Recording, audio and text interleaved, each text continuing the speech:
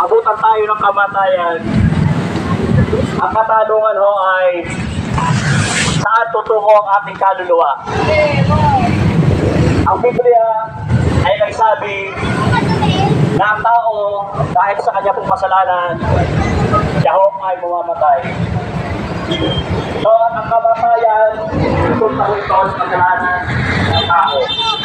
Subalit, mapalad ho tayo mga minamahal dahil may dakilang pangako ang Diyos na kung saan sinulat niya sa banal na kasulatan, nasusulat na sino ba kung tatawag sa pangalan ng Panginoong Hesukristo ay maliligtas. Malinaw ho ang kapahayagan ng dakilang pag-ibig ng Diyos. Nawinikan niya sa Juan 3:16 na gayon na lamang ang pag-ibig ng Diyos sa sanlibutan. Kaya pinagkaloob niya kanyang gustong na anak ng Panginoong Kristo na ang sinuman para ng pagkaya ay hindi mapahawak pag-ibig magkaroon ng buhay na walang hanggan. Ito po ang dakilang pag-ibig na nahayag 2,000 taon ang nakararaan na kung saan ang dakilang pag-ibig ay ginanap ng Panginoong Kristo doon po sa krus ng Kalbaryo. Kung saan ang kanyang buhay ay pinagkaloob niya sa tao. Siya ho ang nagbayad ng lahat po natin sa kasalanan.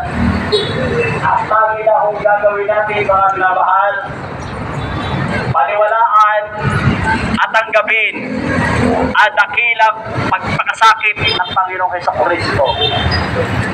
Sapagkat binika niya, naganap na. So it is finished. So meaning, ang kalang kahulugan ho ng binika ng Panginoong Hesukristo, naganap na, tapos na ang pagdaraya ng Diablo na kasaan ang tao ay maliligtas sa sarili niyang gawa. Ang tao ay maliligtas sa pamamagitan ng pagsapi sa relihiyon. Ang tao ay maliligtas sa kanyang saganang sariling pagpapakasakit o tinatawag na penitensya. Ito ay pinasinungalingan ng banal na kasulatan. Binika mismo ng Panginoong Kristo. Naganap na. So, ang ibig sabihin, tapos na ang lahat ng bagay ng Diablo ay talunan na. Kanyang winika na siyang tanging daan lang at ang katotohanan at ang buhay. Walang makaroon sa Ama kundi sa pamamagitan niya. Sino po siya? Ang ating pong Panginoong Hesukristo. Sapagkat winika ng banal na kasulatan, walang ibang pangalan sa silong ng langit na hindi sukat ikaligtas ng lahat ng tao ang pangalang Hesukristo. Malinaw ho yung isinulat sa banal na kasulatan sa Gawa, Kapitulo 4, talatang 16. Walang sino man ang makapagliligtas sa kanyang sarili o anumang bagay na kanyang gagawin kundi ang ginawa ng Panginoong Hesukristo noon po sa krus ng Kalbaryo. Mga minamahal, mainam ho na tayo ay magkaroon ng magandang buhay dito sa lupa.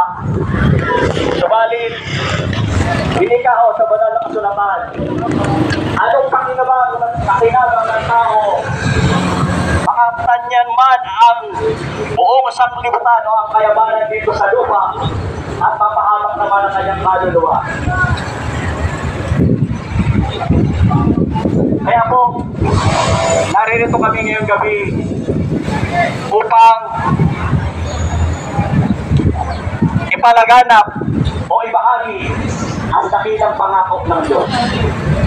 Pangako na hindi katulad ng mga pinangako ng mga tao, kundi pangako may katuparan.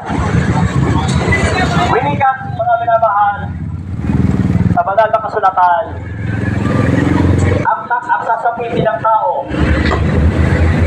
pag siya po ay pumanaw na, malinaw na sinasabi sa banal na kasulatan sa pahayag 20:12 hanggang 15 na mayroong aklat na bubuksan. Aklat na kung saan nakatala ang pangalan ng mga tao. Pangalan ng mga tao na kung saan tumanggap sa Panginoon Jesucristo. Kung ang pangalan natin ay hindi masusulat sa banal na aklat na iyon,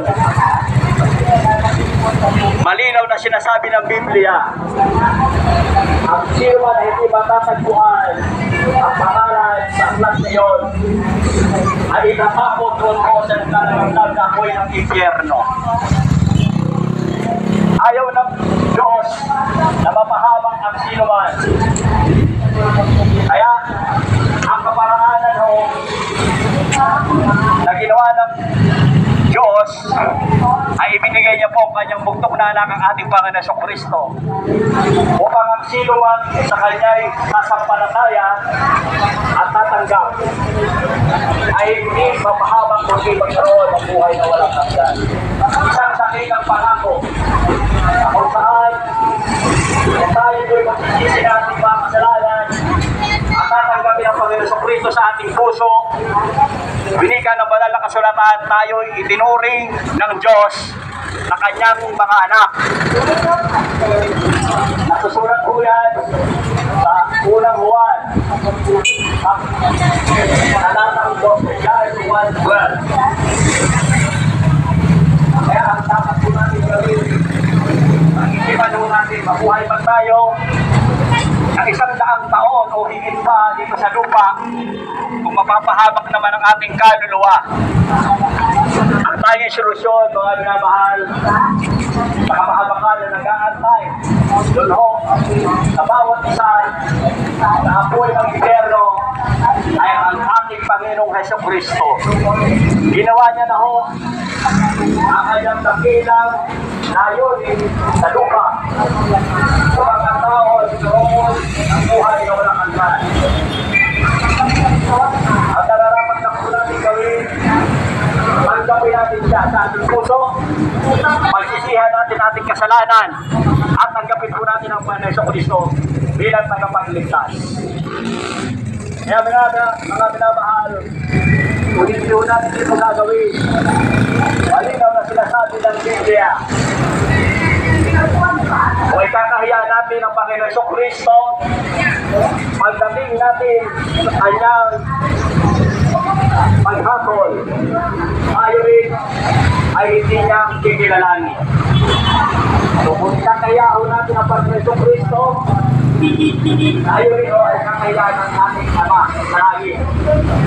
Kaya habang may pagkakataon pa, mga minamahal, sa lahat po nangaabot ng tinig na to, ang tanging solusyon sa kapahamakan na nag-aantay doon ho sa impyerno ay ang ating Panginoong Jesucristo.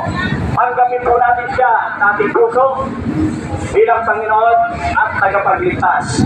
Kanyang pangako kung gagawin po ng sino man ang bagay na ito, natatanggapin ng Panginoon Jesucristo sa kanyang puso, sasampalatyanan ng kanyang ginawa, na siya'y namatay at muling nabuhay. Ang kanyang pangako, ang taong ito natatanggap ay magkakaroon ng buhay na walang hanggan. Kaya, nawa, sa mga mahal, itong aming iiwan sa inyo sa gabi ito. Mahal ho tayo ng Panginoon, mahal tayo ng Diyos, kaya't ayaw niya ho tayong mapahamak. Kaya ang kanyang dakilang ginawa, ipinagkaloob niya ang ating Panginoon Jesucristo bilang handog upang tayo ay magkaroon ng buhay na walang hanggan.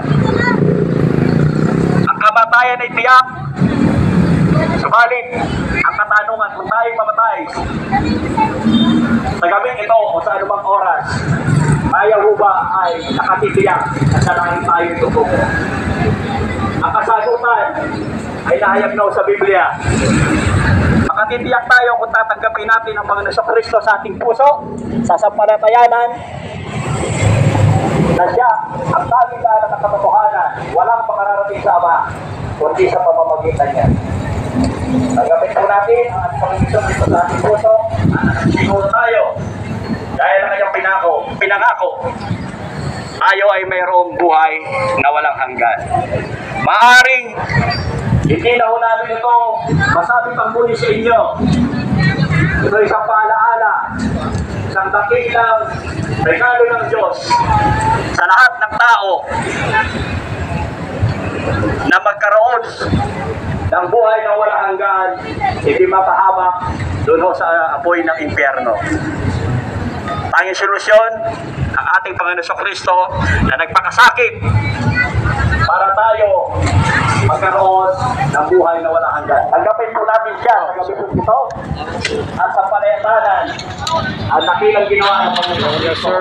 At binayaran niya ang ating kasalanan. Kung tatanggapin natin sa ating puso ang kanyang dakilang ginawa sa sampalatayanan na siya'y namatay at muling nabuhay. Tanggapin po natin ang Panginoon Diyos sa ating puso at sigurado ho tayo ang pangakong ito na buhay na walang hanggan ay magkakaroon po sa atin. Sa mapagpalang gabi po, sa bawat na nawa, magpalangin tayo sa gabi po ito ng ating Panginoong Diyos na buhay. Magandang gabi po.